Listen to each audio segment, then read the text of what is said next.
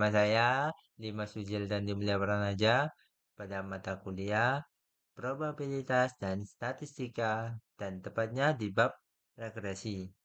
Seperti biasa nih, sebelum kita mulai, alangkah baiknya untuk kalian siapa tahu sebelumnya sudah mengerti apa itu regresi. Dan kalau ada yang tahu, biasa ya, coba tulis di kolom komentar dulu nih. Aku kasih waktu 10 detik. 10, 9, 8, 7, 6, 5, 4, 3, 2, 1. Baik, sudah kalian tulis di kolom komentar ya. Sekarang kita bahas bersama-sama. Apa sih itu regresi? Nah, pengertian. Regresi adalah metode statistik yang digunakan untuk mengukur hubungan antara satu atau lebih variabel independen atau variabel bebas dengan variabel dependen atau variabel terikat. Seperti contohnya variabel bebas itu banyaknya hewan di alam. Nah, kalau variabel terikat itu seperti contohnya banyaknya hewan pada ras atau pada suatu bentuk atau semacamnya seperti kalau kita menunjukkan hewan pasti kan orang berpikirnya mulai dari ada monyet, harimau, kambing, sapi, gajah, jerapah dan lain-lain. Tapi kalau kita variabel terikat ini seperti kayak aku pengen tahu mengenai burung. Nah, ras burung itu apa saja kan di ras burung kan contohnya ada atau ras aves itu kan ada ayam, bangau, bebek, dan lain-lain. Jadi, seperti itu contoh sederhananya. Nah, metode ini itu fungsinya untuk membantu peneliti memahami, memprediksi, dan menjelaskan hubungan antar variabel dalam sebuah data penelitian. Nah, rumus regresi. Rumus regresi ini diawalkan tulisan Y sama dengan A plus BX. Nah, di mana B dan A ini dapat kita cari menggunakan rumus ini. B sama dengan N sigma XY minus dalam kurung sigma X dikalikan sigma Y per N sigma X kuadrat minus sigma X kuadrat. Untuk di sini X kuadrat dan X dalam kurung kuadrat ini berbeda ya. Mengapa? Karena yang X kuadrat ini nanti bentuknya itu sudah ada dari sananya, yakni X-nya sudah dikuadratkan terlebih dahulu dan dijumlah setelah itu. Berbeda dengan yang sigma X dikuadratkan, di mana sigma X ini yang sigma total dari X saja, data X saja, lalu dikuadratkan. Kalau X, sigma X kuadrat ini bentuknya sudah hasil dari pengkuadratan X yang dijumlah. Nah, untuk A sendiri ini adalah sigma Y minus B dikalikan sigma X dibagi dengan N. Di mana di sini Y adalah variabel dependen atau yang diprediksi dan X adalah variabel independen atau yang diketahui. Nah, A ini berperan sebagai intercept atau konstanta dan B ini disebut dengan slope atau kemiringan garis. Nah, seperti biasa di data manapun yang N yang memiliki variabel N itu artinya adalah banyaknya data. Nah, oke, daripada kita bingung dengan materi ini karena sudah ada penjelasan sebelumnya, jadi kita langsung menuju ke latihan soal saja. Nah, latihan soalnya adalah carilah regresi dan data di bawah ini. Nah, X lama belajar ketika dan Y adalah nilai ujian. Nah, ketika kita belajar 1 jam, nilai ujian kita mendapatkan 50.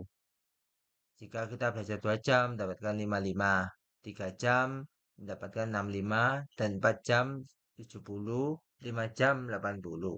Nah, dari data ini bisa kita cari dengan cara seperti ini. Kita tuliskan kembali X lama belajar, Y nilai ujian, dan X kalikan Y yakni X lama belajarnya dikalikan dengan nilai ujiannya yakni 1 dikali 50 sama dengan 1.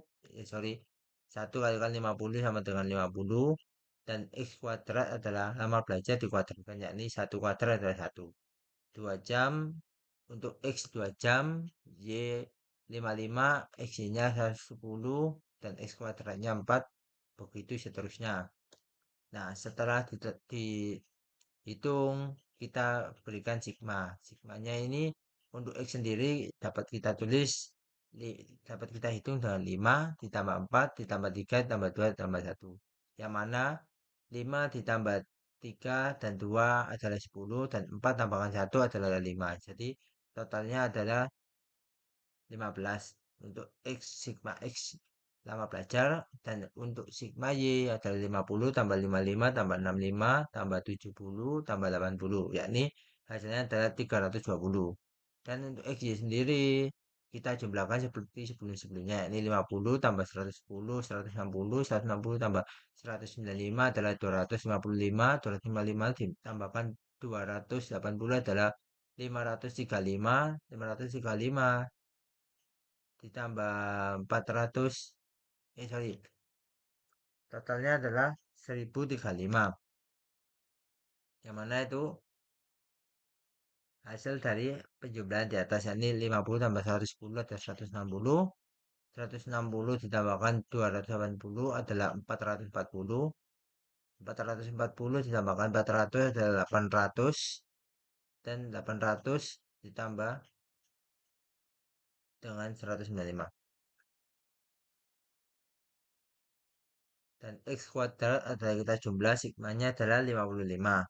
Nah, lanjut nih, kita ke penyelesaian. B sama dengan N sigma XY min dalam kurung sigma X dikalikan dengan sigma Y. Dibagi dengan N dari sigma X kuadrat dikurangi sigma X pangkat 2. Oke, dengan rumus kita peroleh dari data tersebut adalah N-nya sebanyak 5, dari N-nya adalah sebanyak 5, dan untuk sigma XY-nya adalah 1035. Lalu kita kurangi dengan sigma X. Sigma X-nya adalah tadi sudah saya bilang, yakni 15, dan sigma Y-nya adalah 320. Nah, lalu kita bagi dengan N atau banyaknya data, yakni 5, dan sigma X kuadratnya adalah 55. Kita kurangi dengan sigma X pangkat 2, yakni 15 pangkat 2. Dan dapatkan hasil adalah 5175 dikurangi 4800 dibagi 275 dikurangi 225. Dan kita lanjutkan, diperoleh adalah 375 per 350, dan kita desimalkan menjadi 7,5. Nah, setelah itu kita lanjut ke rumus kedua, yakni rumus A, atau yang tadi saya sebutkan, yakni sigma Y min B sigma X per N. Nah, sigma Y-nya kita ketahui tadi adalah 320, dan ini 7,5 ini adalah B, nilai B yang barusan kita peroleh dari perhitungan sebelumnya, dan sigma X sendiri tadi hasilnya adalah 15, dan N banyaknya data adalah 5. Dan hasilnya dari sini kita peroleh 315, sorry, 320 dikurangi 112,5. Hasilnya adalah 40,5. Jadi Y-nya adalah 40,5 plus 7,5X. Yang mana kita contohkan X ini bisa kita isi adalah lama belajar. Contohnya seperti ini. Kita ingin menghitung berapa nilai kita ketika kita belajar selama 6 jam. Jadi kita tinggal tuliskan saja 7,5 dikalikan 6 berapa, lalu ditambahkan dengan 40,5. Nah, itu adalah hasilnya. Kita coba satu ya, kita coba selama 1 jam. 40,5 ditambah 7,5. Hasilnya adalah